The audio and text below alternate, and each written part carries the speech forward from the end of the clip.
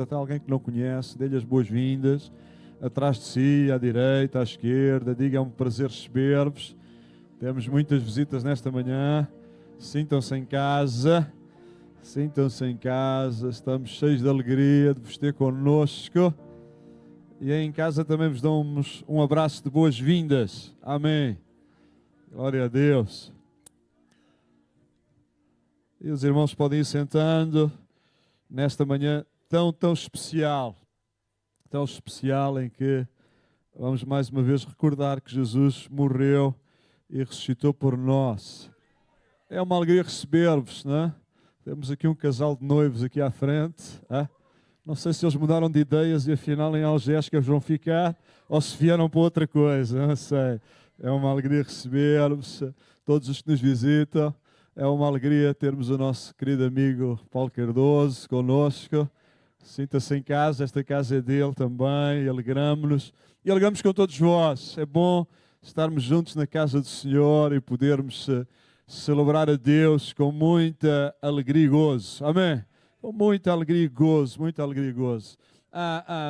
Este é um culto especial para nós.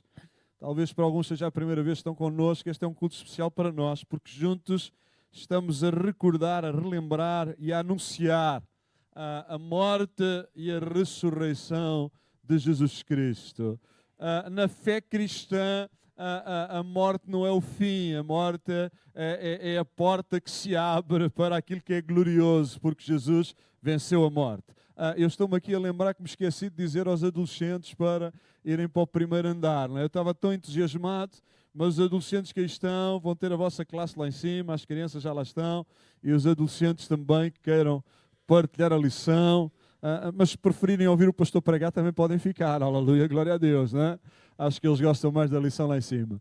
Ok, a ressurreição muda tudo.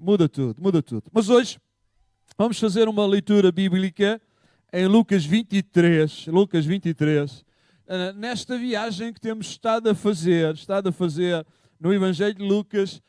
Chegamos a este momento fulcral na mensagem do Evangelho, que é aquilo que se passa na sexta-feira da crucificação. E nós vamos refletir um bocadinho sobre isso, tendo em mente este tema que vai aparecer aí nos ecrãs: quem é o crucificado? Qual é a sua identidade? Quem é este que está a morrer? Porque aquele que está a morrer não é um qualquer, não é mais um homem. Deixem-me até dizer-vos que não é simplesmente um homem bom, ou justo, ou bondoso, ou um filósofo, ou um pensador que nós gostamos de seguir e gostamos de acompanhar, como às vezes dizemos. Não, se Jesus fosse simplesmente um homem bom, nós não estávamos aqui hoje. Ele era muito mais do que isso. Muito mais do que isso. E perceber a sua identidade, perceber quem ele é fundamental para percebermos a fé cristã. E vejam que Lucas, desde o início do seu Evangelho, deseja mostrar quem é Jesus, deseja mostrar qual é a sua identidade. E na cruz, mais uma vez, Jesus vai reafirmar a sua identidade. Vejam, no lugar mais doloroso, no lugar mais difícil, no momento maior dor física, emocional, espiritual, na batalha maior que ele está a enfrentar, mesmo ali ele está a dizer-nos quem ele é e ao que ele veio, quem ele é e qual é a sua missão. Então vamos ler em Lucas 23, vamos ler os 3 primeiros versículos para introduzir e depois vamos fazer uma leitura mais abaixo, descrevendo a crucificação. E diz assim o versículo 1: levantando-se toda a assembleia, todo o sinédrio, levaram Jesus a Pilatos e ali passaram a acusá-lo, dizendo: encontramos este homem pervertendo a nossa nação, vedando pagar tributo a César e afirmando ser ele o Cristo, o Rei. Então lhe perguntou Pilatos: és tu o Rei dos judeus? Respondeu Jesus: tu o dizes. Vamos agora até ao versículo 33. Diz assim: quando chegaram ao lugar chamado Calvário, ali o crucificaram, bem como aos malfeitores, um à direita e outro à esquerda. Contudo, Jesus dizia: Pai, perdoa-lhes, porque não sabem o que fazem. Então, repartindo as vestes dele, lançaram sortes. O povo estava ali e a tudo observava. Também as autoridades zombavam e diziam: salvou os outros, a si mesmo salva, se é de facto o Cristo de Deus o escolhido. Igualmente os soldados os escarneciam e, aproximando-se, trouxeram-lhe vinagre, dizendo: se tu és o rei dos judeus, salva-te a ti mesmo. Também sobre ele estava esta epígrafe em letras gregas, romanas e hebraicas: este é o rei dos judeus. Um dos malfeitores crucificado blasfemava contra ele, dizendo: não és tu o Cristo? Salva-te a ti mesmo no teu reino. Jesus lhe respondeu: em verdade eu te digo que hoje estarás comigo no paraíso. E já era quase a hora sexta, e escurecendo-se o sol, houve trevas sobre toda a terra até a hora nona, e rasgou-se pelo meio o véu do santuário. Então Jesus clamou em alta voz: Pai, nas tuas mãos entrego o meu espírito. E dito isto, expirou. Vendo o centurião o que tinha acontecido, deu glória a Deus, dizendo: verdadeiramente este homem era justo. E todas as multidões reunidas para o espetáculo, vendo o que havia acontecido, retiraram-se a lamentar, batendo nos seus peitos. Senhor, te agradecemos pela tua palavra e, acima de tudo, te agradecemos por Jesus e pelo seu sacrifício. Abra a nossa mente para entender aquilo que o Evangelho nos quer ensinar, para guardar e para viver agora a tua palavra, no nome de Jesus. No nome de Jesus. No nome de Jesus. Veja, vimos na semana passada que Jesus acabara de celebrar a Páscoa com os seus discípulos. Recordam-se ainda?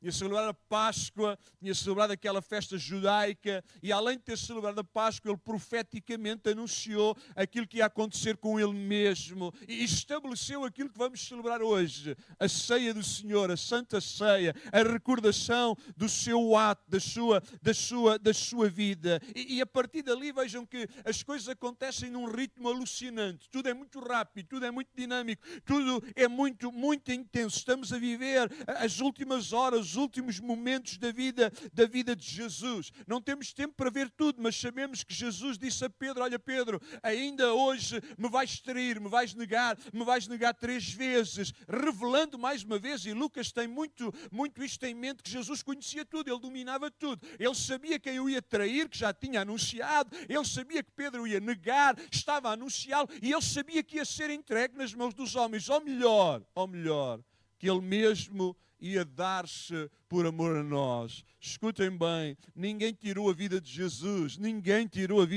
foi Ele que a deu, foi Ele que a ofereceu, foi Ele que a entregou, foi Ele que a partilhou connosco. Logo a seguir o texto relata aquele momento último de intimidade com o Pai aqui na terra, lá no jardim de Getsemane, aquele momento de oração, de comunhão de Jesus com o Pai. E há lá 2 coisas importantes. Primeiro, a ideia de que Jesus sabe que Deus é o seu Pai. Lucas está a registrar isto. É a identidade de Jesus. Quem é que é Jesus? Jesus é filho de Deus. Ele sabe quem é. O Pai sabe quem é. E Ele está a orar. E há também esta dinâmica intensa de obediência de Jesus ao Pai. Não se faça a minha vontade. Eu não vim para fazer a minha vontade. O propósito não é cumprir os meus desejos. Eu vim para cumprir a tua que é a minha, que nós estabelecemos lá desde a eternidade. Eu vim para isso. Logo a seguir, Judas vem com uma multidão, já o tinha vendido por 30 moedas, ali estava para o prender, e Jesus é introduzido no Sinédrio. O Sinédrio era o governo judaico daquela altura, era o governo civil, religioso. Ali está ele diante do Sinédrio, e Lucas retrata uma coisa interessante. Diz que depois de Pedro negá-lo 3 vezes, e Lucas é o único que retrata isto, diz que Jesus, estando a ser julgado no Sinédrio, já a ser maltratado, olhou para Pedro, colocaram os olhos nos olhos, fitaram-se, e diz que Pedro lembrou-se daquilo que Jesus lhe tinha dito e chorou amargamente. Ele que está preso e para ser crucificado, ainda cuida daqueles a quem Ele ama, mesmo aqueles que o traem, mesmo aqueles que o abandonam, mesmo aqueles que o negam. E lá na construção de Lucas, lá no pensamento do evangelista, ele vai deixar claro que o desafio que ali está em jogo é a identidade de Jesus. Quem é que é Jesus? Quem é que é Jesus? E as autoridades perguntam-lhe, olha, tu és o eterno Filho de Deus, tu és o Rei de Israel, tu és o Messias aguardado. Vejam, logo no começo do seu ministério, lá no batismo, Lucas escreve que do céu veio uma voz que diz, este é o meu Filho amado, em quem eu tenho prazer, em quem eu tenho satisfação, em quem eu tenho gozo. E logo a seguir a essa declaração, diz que o diabo levou, o diabo no deserto o tentou, e tentou como? Se tu és o Filho de Deus, se tu és o Filho de Deus, se tu és o Filho de Deus, a questão da identidade de quem Jesus é e ao que Ele veio, está sempre presente neste Evangelho, Jesus respondeu às autoridades, vocês vão ver o Filho do Homem vir em grande poder e autoridade. E eles disseram, blasfémia, blasfémia, blasfémia. Ele está a dizer que é Deus, Ele está a dizer que é divino. E ouçam, não tenham dúvida, Jesus sabia quem Ele era. Jesus sabia quem era. Ele era Deus, Ele era divino. Mas isso não era uma blasfémia, não. Era a sua identidade, era a sua natureza. E avançando para o texto que nós lemos, só para contextualizar aquilo que está a acontecer, as autoridades judaicas vão levá-lo diante de Pilatos, o único que teria autoridade para matar a Jesus, É interessante que no julgamento que o Sinédrio está a fazer, a autoridade religiosa, as perguntas deles, as preocupações deles, não era com a identidade civil de Jesus, eram questões religiosas, eles estavam preocupados com a identidade, com a afirmação de que Ele era divino, e isso era blasfémia. Para eles agora, diante de Pilatos, a preocupação é outra. Eles querem que Pilatos veja Jesus como um adversário do império, romano, como um seu adversário. Então as acusações serão outras, as preocupações são outras. E Lucas vai relatar, a partir daqui, este julgamento de Cristo diante do tribunal romano, a sua condenação, a sua execução. Tudo isto que Lucas está a descrever gira em volta de quem Jesus realmente é. Não tenham ilusões. Jesus não foi morto por ser um simples profeta, um simples rabi, um simples mestre, um simples ensinador. Não. Não foi por isso que Ele foi morto. O texto vai mostrar-nos claramente quem Ele é. Diante de Pilatos, os judeus, o Sinédrio, é interessante que o texto diz que o Sinédrio foi todo. Diz que foram todos, provavelmente menos dois, talvez não estivesse. José de Arimateia e Nicodemos talvez não estivessem lá porque eles foram contra este julgamento injusto da pessoa de Jesus. Mas o Sinédrio foi todo e apresentou 3 acusações diante de Pilatos. Primeiro, que Jesus procurava perverter a nação, ou seja, queria levá-los a rebelarem-se contra Roma. Mentira! Tantas vezes quiseram fazer Jesus rei e Ele disse, não, eu não quero isso, não foi para isso que eu vim. Eu não vim para ser rei dos homens, eu não vim para ser rei de Roma, eu não vim para ser rei de um palácio, não é para isso que eu vim. Eu vim para estabelecer um reino espiritual. Depois acusaram-no que Ele impedia que eles pagassem imposto a César. Loucura! Ele disse a César o que é de César e a Deus o que é de Deus. Ele mesmo pagou o imposto. A preocupação deles não era com o Império Romano. Por fim, eles acusaram-no de se apresentar como o rei dos judeus. Bem, isso não era mentira. Mas o seu reino, como já vimos, não era deste mundo, o seu reino era outro, a sua preocupação era outra. É interessante que Pilatos olhou Jesus, olhos nos olhos, percebendo o que estava em causa e perguntou-lhe, és tu o rei dos judeus? És tu o rei dos judeus? Vejam, estamos a voltar à identidade de Jesus. És tu rei? És tu rei? Já vamos ver a seguir que esta é aquilo que vai estar em volta da cruz. És tu o rei dos judeus? E Jesus responde a Pilatos da mesma maneira que respondeu ao Sinédrio, quando ali afirmou que Ele era o Filho de Deus, Ele não os desmentiu, Ele fez com que eles olhassem para a sua declaração e diante de Pilatos Ele diz, tu dizes. Tu estás a fazer essa afirmação. Tu dizes, olha, eu não vou negar. Eu não vou dizer que estás a mentir. Tu estás a perguntar se eu sou o rei dos judeus. Tu dizes, há aí verdade na tua afirmação, mas essa verdade não é completa, porque eu não sou rei de acordo com o império. Não foi esse reino que eu vim estabelecer. O meu reino não começa no palácio. É isto que nós temos que entender. O reino de Jesus não ia começar no palácio, ia começar... Podiam-me ter ajudado agora, não é? Ia começar na cruz. Ia começar na cruz. Ia começar na cruz. Pilatos percebeu bem aquilo que Jesus estava a dizer. Percebeu bem. Porquê que eu digo isso? Porque Pilatos vai dizer, eu não acho nele nenhum crime. Vocês estão a dizer que ele está a lutar contra Roma, que ele quer estabelecer-se aqui como rei da nação de Israel, que ele quer lutar contra nós, que ele é uma oposição a Roma. Não, eu não vejo nenhum crime em Jesus. Ele é inocente. E se nós lêssemos o resto do relato até à crucificação, vamos ver que repetidas vezes, Pilatos diz, eu não encontro crime nele, eu não encontro mal nele, eu não encontro nele nada digno da crucificação. Ele é inocente dos crimes que vocês lhe apontam. E agora encontramos Jesus. Lá a partir do versículo 33 que lemos, que é o coração da minha mensagem para vocês hoje. Encontramos Jesus. Jesus chegou ao Gólgota. Jesus chegou ao Monte Calvário. E Lucas descreve que os soldados estão ali a cumprir a sua função, a cumprir o trabalho que lhes fora confiado, o seu trabalho, e a sua função era a função de executarem, de crucificarem a Jesus e aos outros que estavam com ele. Ali estão os soldados cumprindo a sua missão. Vejam a construção que Lucas vai fazer.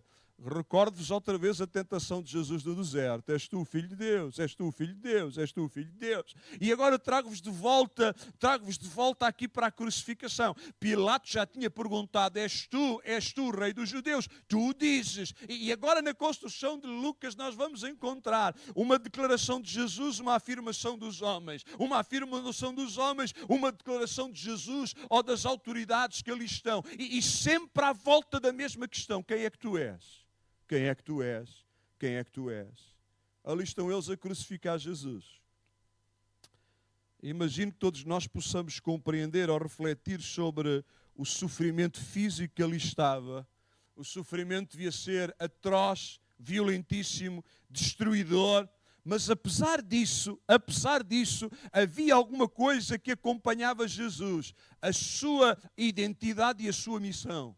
Há uma coisa que acompanha Jesus, ele está consciente de quem ele é e porquê que ele estava ali. Ele está consciente da sua identidade e da sua missão. É por isso que ele ora ao Pai. Ele não ora a um qualquer. Vejam a oração dele. Pai, perdoa-lhes, porque eles não sabem o que fazem. Vejam que Jesus sabe claramente quem ele é. Ele sabe claramente quem ele é e ele sabe claramente porque é que ele está ali. Porque é que ele está ali. Ele está a orar ao Pai. Ele está a dirigir-se ao Pai. Aquele mesmo Pai que lá no Jordão disse, este é o meu filho amado em quem eu tenho prazer. Este mesmo Pai que lá no Monte da Transfiguração falou diante de Pedro, Tiago e João. Este é o meu filho amado. A ele ouvia, a ele escutava, a ele seguiu. Ele sabe quem ele é. Pai, perdoa-lhes. Perdoa estes que me estão a executar. Perdoa estes que me trouxeram até aqui. Perdoa-os, porque eles não sabem o que fazem. Só Lucas registra isto por causa da sua intenção de sublinhar a sua identidade. Esta é a primeira das 7 declarações que encontramos Jesus a fazer na cruz. E esta pequena, mas poderosa oração revela muito sobre quem Jesus era. Não sei se para vocês esta pequena oração é impactante, mas para mim é. Pensar que Jesus na cruz está a pensar naqueles que lhe fazem mal, naqueles que o ofenderam, naqueles que o perdoam, que pecaram contra ele, e ele está a pensar em perdoá-los. Isso traz-me para mim, para a minha vida, mesmo nas minhas fraquezas, nas minhas debilidades. Jesus está lá a interceder por mim, está a interceder por nós. Pai, perdoa-lhes. Pai, perdoa-lhes. Pai, perdoa-lhes. Diante da morte, Jesus sabe quem é o seu Pai. E ele dirige-se a Deus como tantas vezes fizera, como o seu eterno Pai. Jesus não tinha dúvidas da sua filiação. E isto é tão importante, porque se Ele é o Filho de Deus, se Ele é o Deus interno, se Ele é o Deus encarnado, Ele não está limitado, Ele é todo poderoso, não há nada que lhe falta. Todo o poder está ali e Ele está a entregar a vida, Ele está a dar a vida, não lhe estão a tirar. Vejam, aqueles soldados não podiam dominar a Jesus, aqueles pregos não podiam dominar a Jesus, aquela cruz não o podia dominar. Ele está a entregar, Ele sabe o que está a fazer, porque Deus é o seu Pai e Ele é o seu Filho eterno. Ele sabia quem era. Ele sabia que era o amado Filho do Pai, em quem o Pai tem prazer, em quem o Pai tem satisfação. Essa identidade paterna não tinha desaparecido. Esse prazer do Pai para com Jesus não tinha desaparecido de forma alguma. Aquilo que Jesus estava ali a viver não retirava o prazer do Pai, não era errado, não era pecaminoso, não. Era o coração da vontade de Deus para salvar a humanidade. Não é de estranhar, irmãos, que Jesus ore pelo perdão do que os crucificam, porque a Bíblia diz que Ele veio buscar e salvar os que estavam perdidos.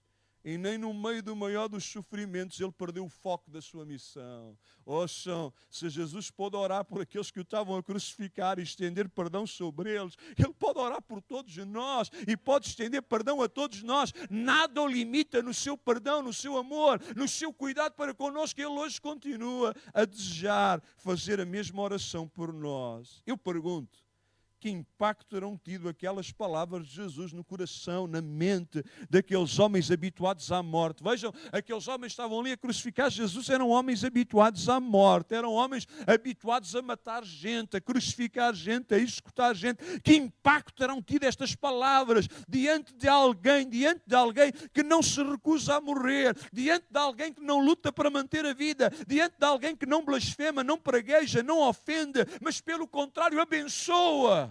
Já alguma vez pararam para pensar nisso? Que impacto aquelas palavras devem ter tido na mente e no coração daquela gente, daqueles homens. Palavras que abençoam, que cuidam, que amam diante da morte. Talvez por isso, mais à frente, vamos ver o chefe dos soldados a reconhecer que ali estava alguém que na realidade era o Filho de Deus, o Filho de Deus amado. Diante de uma declaração como estas, qual deveria ser a reação dos que o escutavam? Qual devia ser a reação dos que acompanhavam a crucificação de Jesus? A descrição de Lucas passa então para o centro da nossa meditação. Quem é o crucificado? Quem é Ele? Jesus já disse quem é. Eu sou o Filho de Deus, eu sou o Filho do Pai, eu sou o Filho do Pai e por isso eu estendo perdão, eu anuncio perdão. O que é que as autoridades vão dizer? Porque vejam que o foco primeiro vai para as autoridades, leva-nos de volta a esse momento. O que é que as autoridades vão dizer? Lucas informa-nos que o primeiro grande desafio é lançado pelas autoridades, as mesmas que o levaram à crucificação. Elas mesmas o que é que vão fazer? Questionar a identidade e a missão de Jesus. Como poderia Jesus salvar os outros, dizem eles, se não consegue salvar-se a si mesmo? Como é que tu podes ser o Filho de Deus? Como é que tu podes ser o Cristo? Como é que tu podes ser o Messias se não te consegues salvar a ti mesmo? Tu que prometeste salvar os outros e não te salvas a ti mesmo. Como é que Ele pode ser o Cristo se deixa pregar na cruz? Se veio para salvar o povo, se é o Cristo de Deus, que saia da cruz e salve-se a si mesmo. Talvez nós pensássemos o mesmo. E tantas vezes já reagimos dessa maneira. Quando alguém nos confronta ou desafia, nós gostamos de mostrar quem somos, gostamos de mostrar a nossa identidade, gostamos de mostrar quem é o nosso pai. As criancinhas vão logo dizer, quando estão em perturbação, eu vou chamar o meu pai, porque ele é capaz, ele pode. E o filho de Deus estava ali e o pai podia intervir. Quem és tu? Quem és tu? Quem és tu? Salva-te a ti mesmo. Na realidade, irmãos, a permanência de Jesus na cruz é que prova que Ele era verdadeiramente quem disse ser.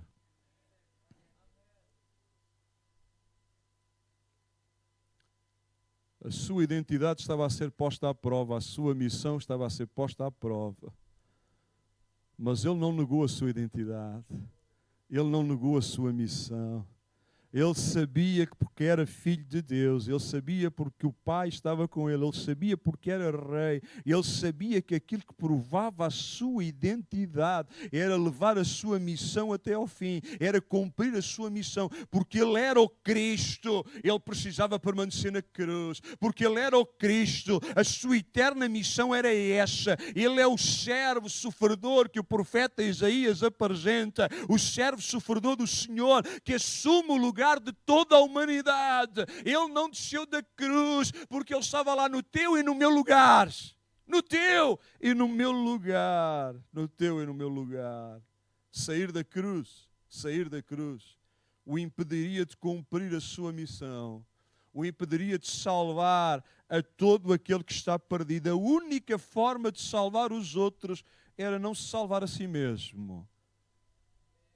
A única maneira dele nos salvar a nós, dele salvar a ti, dele me salvar a mim, era não se salvar a si mesmo. Ele não tinha nenhuma necessidade de alistar, não havia nenhuma acusação para alistar. O único que não merecia castigo, o único que foi perfeito, o único no qual não se achou pecado na sua boca, o único que nunca pecou, que nunca falhou, ali estava. Ele não precisava de morrer, ele não precisava de morrer. A morte é castigo para o pecado, ele não tinha pecado, mas ele tinha que ficar ali. Tinha que ficar ali. Não podia salvar-se a si mesmo se nos queria salvar a nós.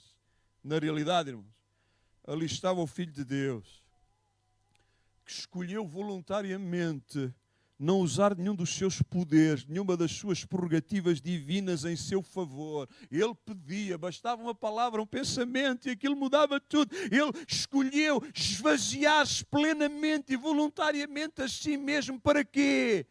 Para cumprir o propósito redentivo, salvador de toda a humanidade. Na realidade, irmãos, ele só pode salvar aos outros recusando salvar-se a si mesmo. É isso que estamos a celebrar hoje. O seu corpo foi partido, o seu sangue foi vertido, para que ele nos possa salvar a nós.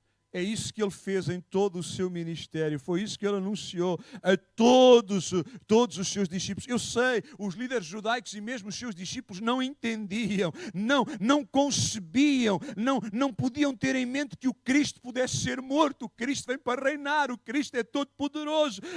Não podiam conceber que ele viesse para sofrer, para padecer, mas simplesmente como um guerreiro vitorioso, homem poderoso, homem de guerra. Jesus, o escolhido de Deus, porque vejam que eles questionam, és tu o escolhido de Deus? Como é que alguém pode dizer que é o escolhido de Deus e está pendurado numa cruz, o lugar do amaldiçoado, o lugar do maldito? Tu és o escolhido. Tu és o escolhido. A prova de que Jesus é o escolhido, a prova de que Jesus é o Cristo, é que ele não abandonou a cruz até cumprir a sua missão, até cumprir a sua missão. As autoridades judaicas querem certamente sublinhar que Jesus não era digno de tais títulos, de Cristo, escolhido de Deus, não era digno disso, porque aquilo que ele estava a viver não demonstrava o favor de Deus. Parece que Deus o tinha abandonado, que Deus não queria nada com ele. Se ele é o Filho de Deus, que deixa. Mas porque ele é o Filho de Deus, ele escolheu não descer. Logo a seguir, no mesmo texto, versículo 37, que vamos pôr aí no vosso ecrã, as autoridades judaicas falaram: se tu és o Filho de Deus, se tu és o escolhido, se tu és o Cristo, salva-te a ti mesmo, porque se não te salvas a ti, como é que salvas os outros? E logo a seguir diz que estão lá os soldados romanos que dizem: tu és o rei dos judeus, em forma de gozo, tu és o rei dos judeus, salva-te a ti mesmo, salva-te a ti mesmo. O ataque, o questionamento da identidade de Jesus continua a questionar quem ele é, quem é que és tu? Vejam, aqueles que ouviram Jesus a dizer: Pai, perdoa-lhes porque eles não sabem o que fazem, são os mesmos que agora dizem: és tu o rei dos judeus? És tu o rei dos judeus? És tu o rei dos judeus? Prova isso! É fácil! Prova isso! Salva-te a ti mesmo! O que eles não entendiam, e às vezes nós também não entendemos, é que ele escolhera não se salvar a si mesmo para salvá-los a eles. Vejam, como parte desta ridicularização que eles estão a tentar fazer de Jesus e da sua identidade, da sua identidade, diz que lhe oferecem vinho. Vejam, Lucas relata dois momentos. Há dois momentos em que lhe oferecem vinho. Um era um anestésico, mas aqui não é isso que está em jogo. Diz que lhe oferecem uma espécie de vinagre, que era o vinho dos pobres, o vinho dos soldados. Era o vinho que só os humildes bebiam. Um rei não bebia daquilo, um rei bebia vinho de alta qualidade. E eles estão a dizer, tu és o Filho de Deus, toma lá uma bebida, toma lá um vinho, toma lá alguma coisa digno de um rei. Isto é indigno da sua pessoa. Era a forma como eles se dirigiam a Jesus. Este homem que está aí crucificado, é este que é o rei dos judeus. É este que diz que é rei. Eles olhavam para Jesus ensanguentado, sem qualquer beleza, maltratado, despido, não fiquem ofendidos nem chocados, despido, completamente desnudo, enfraquecido, crucificado. E de forma jocosa e desafiadora dirigem-se a ele. Prova que tu és quem dizes ser. Prova quem és que tu dizes ser. Jesus sabia quem ele era. E por isso, resistiu a todos os impulsos humanos de demonstrar quem era. Ai, se fosse eu, se me pedissem, me provocassem, quantas vezes nos provocam e pedem para a gente demonstrar quem somos, e ali estamos nós, cheios de força, para mostrar quem somos, para mostrar quem é o nosso Pai, para mostrar quem é a nossa família, para mostrar quem é o nosso nome. Seria tão fácil descer da cruz, seria tão simples destruir todos aqueles que ofensivamente o injuriavam e injustamente o atacavam. Podia ser tão fácil, tão fácil, tão fácil. Mas quem ele era e a maneira como ele viveu mostrava a sua identidade, a sua missão, o seu propósito. A maior prova da sua realeza estava na fidelidade à sua missão. A maior prova que ele era o rei dos judeus estava na fidelidade à sua missão, ao cumprimento da sua missão. É interessante, Jesus não dá qualquer resposta ao questionamento dos soldados romanos. Vejam, antes das autoridades falarem, Jesus já falou: Pai, perdoa-lhes que eles não sabem o que se fazem. Vejam, eles têm uma perspectiva teológica, bíblica. Ele está a dizer: Pai, perdoa-lhes, está na linguagem das Escrituras. E as autoridades vêm questioná-lo. Agora as autoridades romanas, os soldados, questionam-no quem ele é. Jesus não diz nada, mas Lucas diz. Jesus não fala, mas Lucas fala. Porque diz que sobre a sua cabeça estava uma placa visível a todos, com a declaração de qual era a sua identidade. Qual era a sua identidade? Estava lá escrito: este é o rei dos judeus. Agora podiam ter dito um amém, um aleluia. Eu sei, estão numa meditação, numa reflexão. Qual é a tua identidade? Eram soldados romanos.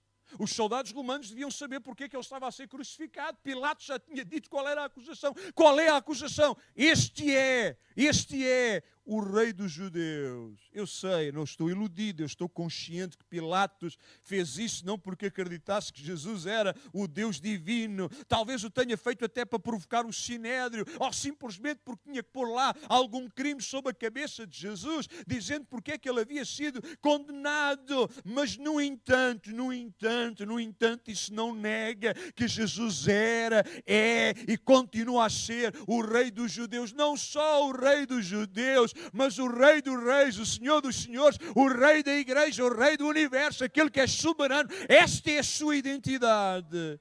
Este é quem ele é. Ele é o rei eterno, ele é o rei que vem. Não é um rei de um simples mundo terreno, mas um rei que está estabelecido por toda a eternidade.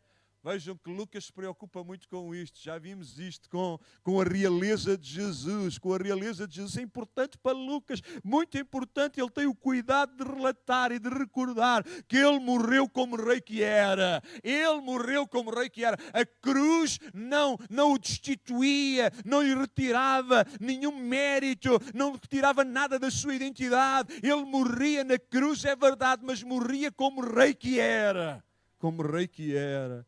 O rei dos judeus, o Rei do Universo, o Senhor dos Senhores. A morte não diminuía a sua realeza. Pelo contrário, abria as portas e abre as portas aos que nele crerem a serem participantes da mesma realeza, da mesma natureza de Ele. Abre as portas aos que creem nele a serem participantes, a tornarem-se filhos de Deus e participantes do reino eterno que Ele tem para nós. Foi tentado 3 vezes lá no deserto. Então, crucificado 3 vezes, a sua identidade também é posta em causa. Primeiro pelas autoridades religiosas, depois pelas autoridades civis.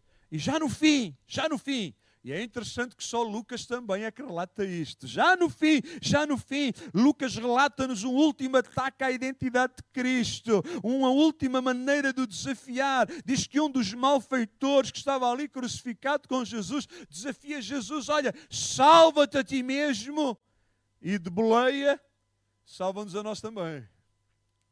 Foge da cruz, e já agora, leva-nos contigo. Se Jesus é o Cristo, Ele pode usar o seu poder para se libertar da cruz, para libertar os outros que estão no mesmo infortúnio. Este malfeitor deseja que Jesus manifeste o seu poder para satisfazer as suas necessidades. Deixem-me fazer um parênteses. Às vezes olhamos para Jesus e pensamos em Jesus simplesmente como aquele que está lá para usar o seu poder para satisfazer as nossas necessidades. Mas ouçam, o poder de Cristo existe para Ele manifestar a sua glória. A sua glória. E não para sustentar filhos mimados, não. É para trazer glória para o seu nome, é para se exaltar a si mesmo e ao seu nome poderoso. Ele estava preocupado com a sua necessidade. Jesus estava preocupado com uma necessidade bem maior. Ele queria ser salvo da cruz, mas Jesus queria salvá-lo da morte eterna. Da morte eterna. Sabem, o incrível deste relato extraordinário é que o outro salteador, o outro bandido, o outro malandro, não lhe chamem o bom bandido, não há bandidos bons, bandido é bandido. Não lhe chamem um bom ladrão, não há ladrões bons, ladrão é mau, é mau. Mas o arrependido, aquele que olhou para Jesus, aquele que olhou para Cristo, aquele que percebeu quem Cristo é extraordinário. Este homem é extraordinário.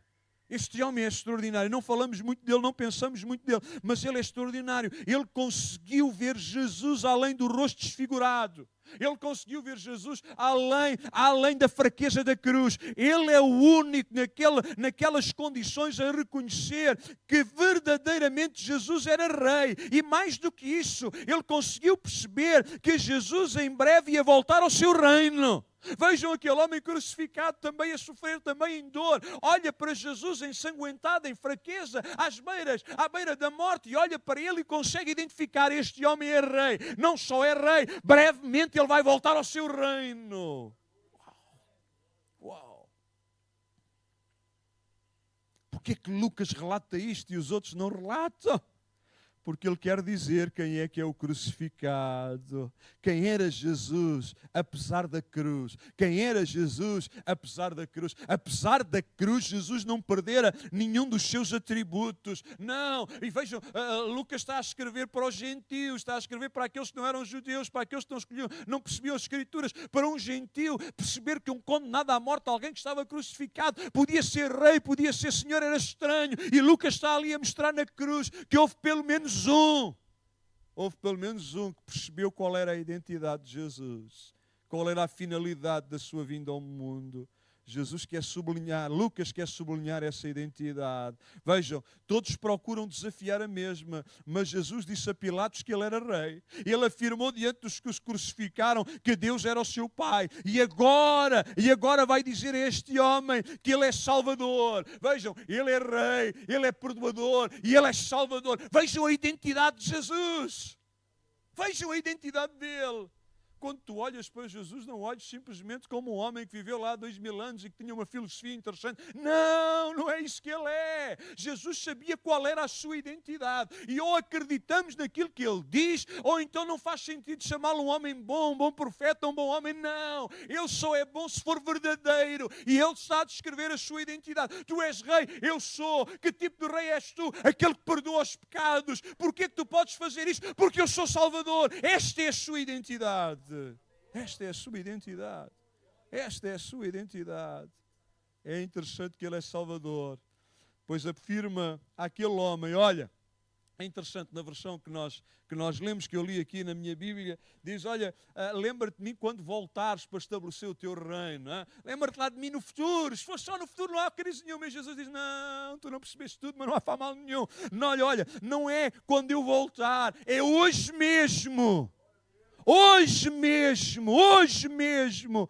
Tu vais ser recebido no paraíso. Hoje mesmo tu vais estar comigo no reino dos céus. Hoje mesmo. Que declaração repleta de poder. Vejam, não só garante àquele homem o acesso ao lugar de descanso, mas afirma que ele, Jesus, também vai estar lá. Também vai estar lá. A morte não seria o fim. Vejam, Jesus é profeta. É o profeta ungido. Ele já tinha dito, eu vou à cruz, mas vou ressuscitar. E ele agora na cruz, no final da sua vida, ele está a dizer, ok, olha, fica tranquilo. Hoje mesmo vai estar no paraíso e eu estou lá para receber-te. A morte não é o fim. Eu sou rei, eu sou salvador, eu sou libertador, eu sou Senhor. Eu domino a morte. Eu domino a morte. Eu domino a morte. Eu tenho a maior das autoridades. É interessante. Toda a gente o desafiava a mostrar a autoridade descendo da cruz. E ele diz, eu tenho uma autoridade maior. Eu tenho uma autoridade maior. Eu tenho autoridade até sobre a morte. A morte não me está a dominar, eu estou a entregar-me, mas eu vou vencê-la. Eu vou vencer a morte pelo meu próprio poder e autoridade. E hoje mesmo tu estás comigo no paraíso, mas Jesus, não vais morrer. Como é que é? Tu vais, mas hoje mesmo, tu vais estar comigo no paraíso. Ele só pode garantir isso, irmãos, porque ele sabe que não vai descer da cruz. Podem tentar-me, podem dizer, mas eu não vou descer.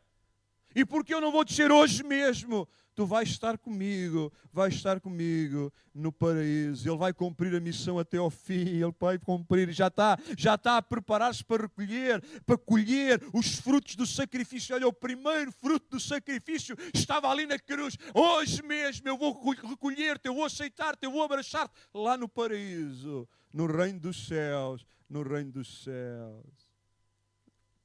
Ouçam, às vezes pensamos que precisamos de uma fé que é pelas nossas boas obras. Não é por acaso que Lucas põe este relato. Não podemos deixar de notar a fé deste homem. Não era uma fé plenamente desenvolvida. Ele conhecia pouco sobre Jesus. O seu conhecimento era limitado. A sua petição é para que Jesus seja gracioso com ele. É a única coisa que ele pede. Olha, Jesus, se for possível ser gracioso, ser misericordioso. Na prática, ele reconhece duas coisas. Que Jesus é inocente e que Jesus tem poder para salvá-lo. Ele vai dizer aos outros, nós estamos aqui porque merecemos, mas ele não, ele é inocente, mas ele reconhece outra coisa, ele é poderoso para me salvar, Ele confessa a sua fragilidade, a sua fé frágil, mas revela uma confiança na misericórdia e no poder salvador de Jesus. Não estejas muito preocupado com a dimensão da tua fé, ela pode ser frágil, mas se reconheceres que Jesus é misericordioso e gracioso, isso é suficiente. Vejam, ele não teria nada para apresentar a Jesus. O que é que ele tem para apresentar a Jesus? Não tem uma vida digna, não tem uma moralidade que seja agradável, não tem obras. As obras dele levaram-no à cruz, justamente está ali a ser morto, ele não lega isso, não teve tempo para mudanças de vida, para restaurar seja o que for, nada, mas diante da graça, diante da morte, ele vai descobrir que Cristo salva pela graça e não pelas obras. Para Lucas está claro, irmãos, e para nós também deve estar claro, que a salvação é uma obra exclusiva de Deus. É uma obra exclusiva de Deus. É verdade. Este homem não tinha nada para oferecer. Não tinha nada para oferecer a Deus. Nada que fizesse a diferença na conquista da sua salvação. Nada. A sua fé é insípida, é frágil, mas é suficiente para ser aceito por Cristo. Bem, talvez a fé dele não seja tão insípida e tão frágil como isso. Porque houve outros que viram Jesus a ressuscitar os mortos e não creram. Este olhou para Jesus quase a morrer. E diz, lembra-te de mim quando entras no paraíso. Lembra-te de mim quando entras no teu reino. Lembra-te de mim. lembra-te de mim, lembra-te de mim. Deixem-me concluir que o nosso tempo vai passando rápido. 3 vezes tentaram Jesus na cruz. Lucas está a falar da sua identidade. E ao concluir a sua descrição, por isso lemos os versículos 44 a 48, Lucas vai dizer mais 4 coisas simples, mas que são tão importantes para percebermos que o que ali está a acontecer não é um acaso, não. Há ali um propósito eterno de Deus, há ali identidade de Deus. Ao terminar a sua descrição, Lucas está a fazer uma descrição também da teologia da crucificação de Jesus. E para cumprir esse propósito, ele deixa-nos 4 ou 5 notas muito, muito importantes. Para quê? Para descrever quem é o crucificado, qual é o propósito. Em primeiro lugar, ele descreve-nos que o sol deixou de brilhar, as trevas tomaram conta do ambiente, tomaram conta de Jerusalém, quiçá da nação, quiçá do planeta inteiro. Porque na realidade o que ali estava a acontecer era um julgamento divino. As trevas na Bíblia estão sempre associadas ao julgamento divino. E depois de Jesus dizer, olha, vai estar lá comigo no paraíso, é como se as trevas tomassem conta de tudo e Jesus está a tornar-se o castigo, está-se a tornar pecado por nós, está a receber o nosso pecado sobre ele. O castigo, o julgamento divino sobre o pecado está a ser lançado sobre Jesus. O maior julgamento de toda a história do universo está a acontecer ali, está a acontecer naquele momento. Todo o pecado da humanidade está a ser lançado sobre Jesus. Jesus está a carregar sobre si o pecado da humanidade. Ele estava a entregar-se ao Pai como sacrifício perfeito que promove a paz entre Deus e os homens, e o mundo ficou em trevas. Jesus está ali a sentir o abandono do Pai. Não me peçam para explicar isso, mas é o momento em que os pecados da humanidade são colocados sobre ele e as trevas dominam, não porque Jesus estivesse a ser vencido, não, mas como símbolo que Deus estava a julgar todo o nosso pecado. Não conseguimos compreender tudo o que está a acontecer nos céus. Não conseguimos compreender o que está a acontecer na comunhão eterna da Trindade. Não conseguimos entender tudo o que ali está a acontecer. Mas Deus está a dizer, o julgamento está a acontecer e tudo ficou em trevas. Mas logo a seguir há um segundo sinal. Há um segundo sinal poderosíssimo. Lucas diz-nos que ao mesmo tempo que as trevas começam a chegar ao fim, o véu do templo rasgou-se de alto a baixo. Leram lá na Bíblia?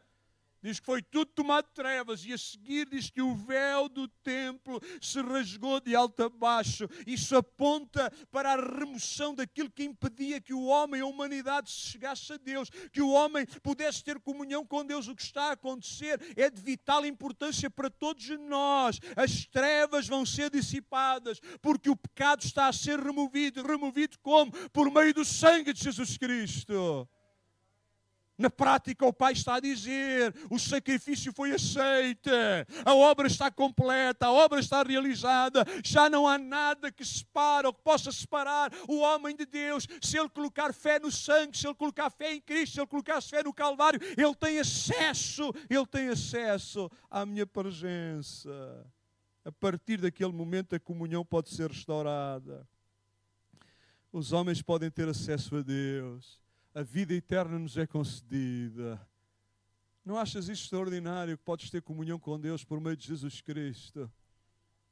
Porque Ele levou as trevas sobre Ele, Ele levou o pecado sobre Ele. Nós agora podemos aceder a Cristo.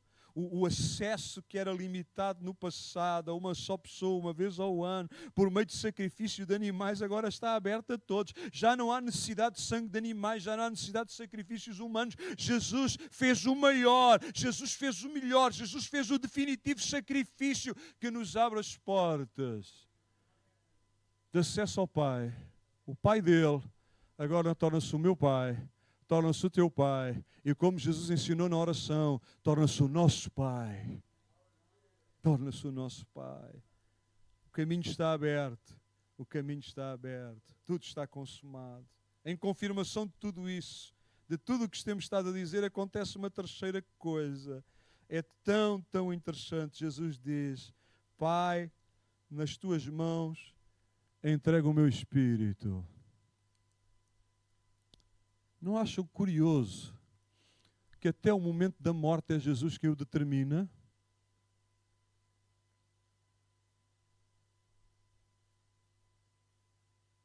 Pai, sou eu que nas tuas mãos entrego o meu espírito.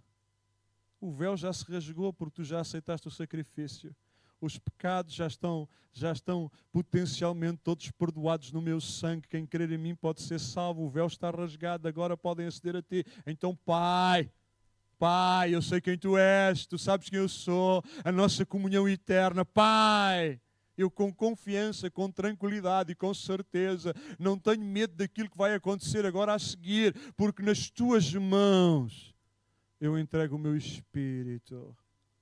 Jesus está a citar o Salmo 31, versículo 5, para deixar claro para todos que ninguém lhe tira a vida. Ninguém lhe tira a vida. É Ele que lhe oferece. É Ele que determina até o momento da morte. É Ele que mais uma vez reafirma a sua filiação com o Pai. Ele deixa claro a sua divindade. Ele deixa claro quem Ele é. A sua oração final na cruz, no Evangelho de Lucas é de total confiança. Eu posso entregar-me ao Pai, não há medo nenhum. Mas também é de submissão e paz. Eu sempre me sujeitei e submeti a Ti. Por isso eu posso entregar-me nas Tuas mãos, porque Tu cuidas de nós. Tu cuidas de nós. Tu cuidas de nós. Pai, nas tuas mãos eu entrego o meu espírito. Isso leva-me a uma outra coisa tão interessante. Estamos mesmo a acabar. Uma última nota lucana. Depois de tudo o que dissemos, tudo o que aconteceu, está lá o chefe dos soldados, o chefe. Lembram-se que eu falei deles no começo? Está lá o centurião, está lá aquele que estava a dirigir tudo aquilo, responsável pela execução, a cumprir o seu trabalho. E de repente diz que ele dá glória a Deus. Repararam? O que o texto diz que ele dá glória a Deus. Dá glória a Deus diante de um homem que está morto, que está ensanguentado, que está ali, que sofreu, que padeceu. Ele dá glória a Deus quando Jesus diz: Pai, nas tuas mãos entrego o meu espírito. Ele dá glória a Deus e declara que Jesus era verdadeiramente justo. Vejam, para Lucas, a inocência e a justiça de Jesus são factos muito importantes. Noutros evangelhos diz que ele declara que ele era verdadeiramente o Filho de Deus. A preocupação de Lucas é outra. Ele quer deixar pelo menos 2 ou 3 testemunhas da justiça de Jesus, conforme a Bíblia ensinava. Pilatos declarara: não vejo culpa neste homem. Na cruz estava um salteador que diz: este homem é justo. E agora está ali o centurião a dizer: glória a Deus, que este homem é justo, este homem é inocente, este homem não tem mal, este homem não tem pecado. Aquilo que está a acontecer é uma injustiça. É uma injustiça. Um homem experiente na morte, que já presidira tantas crucificações, não tem dúvidas em declarar que o que estava a acontecer não era normal. Diante dele estava um homem justo. Um homem justo. Por outro lado, o facto do centurião dar glória a Deus recorda-nos que Lucas começara o seu evangelho com os pastores a dar glória a Deus. Ainda se lembram disso? Com os anjos a darem glória a Deus, mas eu quero ficar-me nos pastores. Os pastores a darem glória a Deus. E agora termina o Evangelho, termina com a morte de Jesus. Claro, vocês estão a dizer, ainda falta o capítulo 24, claro, mas para a intenção de Lucas, o que está é o Cristo encarnado, o homem encarnado. Quando ele nasceu, foram os pastores, os mais desprezados, os mais simples, os mais humildes, que deram glória a Deus pelo nascimento de Jesus Cristo. E agora ali está um gentil, um homem da morte, um soldado romano, mais um inesperado a dizer: seja dada glória a Deus, porque este homem é um homem inocente. O centurião diante do Cristo crucificado reconhece que Deus está a agir. O cerne do Evangelho é Cristo e este crucificado, e este é o poder de Deus para agir nas nossas vidas. É o poder de Deus. O Espírito Santo. Não me esqueci que Lucas é o Evangelho do Espírito Santo. Não está o Espírito Santo a agir. Não é o Espírito Santo que está a agir. Não é o Espírito Santo que trabalhou no crucificado. Não é o Espírito Santo que está a trabalhar neste centurião. Não é o Espírito Santo que está a levar, a convencer os homens do pecado, da justiça e do juízo. Não é o Espírito Santo que está a levar as pessoas a Cristo. Não é o Espírito Santo que está a dar testemunho de Cristo. Não é o Espírito Santo que está a agir entre eles. A minha oração é para que o Espírito Santo haja também entre nós, no nosso meio, nas nossas vidas. Concluo com uma última nota que Lucas nos deixa. É porque além do centurião, as multidões também reagiram, não é? As multidões também reagiram. Vocês podem vir, que assim eu calmo mesmo, que eu não vos quero aqui de pé muito tempo. As multidões também reagiram. Também reagiram. É interessante, Lucas diz que eles vieram para participar de um espetáculo. Lembrem-se daquela cultura, naquele tempo do Império Romano. A morte era um espetáculo, era para desfrutarem do espetáculo. As multidões vieram para o espetáculo, mas diante de tudo o que viram, e certamente pela ação do Espírito Santo, diz que abandonam aquele lugar em consternação, em reconhecimento que alguma coisa injusta tinha acontecido, saem dali cabisbaixos, a baterem no peito. Provavelmente muitos deles tiveram ali algumas horas, tinham visto muitos que gritavam, muitos deles tinham sido aqueles que, se calhar estou a imaginar, mas não devo estar a dizer nada muito errado. Muitos deles foram aqueles que cantaram Hosana ao filho de Davi. Foram os mesmos que disseram crucificam, crucificam, crucificam. E agora são os mesmos que estão a voltar a lamentar, a chorar, repletos de dor, de remorso por aquilo que está a acontecer. Não seria o Espírito a preparar aquilo que ia acontecer na pregação de Pedro no dia de Pentecostes? Em que muitos destes, 3.000 diz a Escritura. 3.000 diz a Escritura. 3.000 vão, diz a Escritura. Vão perguntar: que faremos, varões e irmãos? Que faremos, varões e irmãos? Irmãos, que nós sejamos esses que também batem no peito e olham para baixo, cabisbaixo, dizendo: foi por minha causa. Foi por minha causa. Foi por minha causa. Hoje, ao comermos o pão, ao bebermos o vinho, lembre-se, foi por nossa causa. Quem era o crucificado? Quem era o crucificado? Não era mais um. Não era um qualquer. Não. Não era mais um. Não era um qualquer. Ele era o Rei dos Judeus. Ele era o Filho do Pai. Ele era e é o Perdoador. Ele é e era o que salva. Ele é o que era aquele que rasgou o véu de alto a baixo. Ele é e era aquele que se entregou nas mãos do Pai, para que nós agora, no nome dEle e por meio dEle, também nos possamos chegar ao Pai. Amém? Podemos ficar em pé. Senhor, te agradecemos pela Tua palavra. Te agradecemos por Jesus. E que agora, nesta hora, nos possas levar a ter um momento de profunda devoção e de comunhão contigo. De profunda gratidão no nosso coração por aquilo que fizeste por nós. Leva-nos agora de volta à cruz, Senhor. E se ainda não experimentarmos a salvação cá em Ti, que possamos convictamente e quebrantadamente confessar o nosso pecado, abandonar o mesmo e nos entregarmos nas Tuas mãos. No nome de Jesus.